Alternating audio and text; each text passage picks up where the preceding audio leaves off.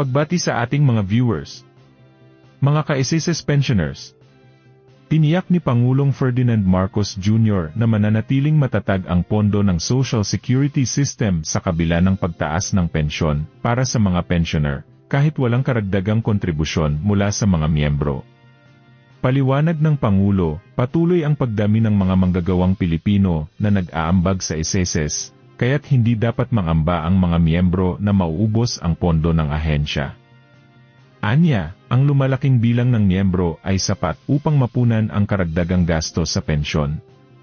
Dagdag pa niya, mabilis ang paglago ng pondo ng SSS, at may posibilidad pa itong lampasan ang Government Service Insurance System sa mga susunod na taon.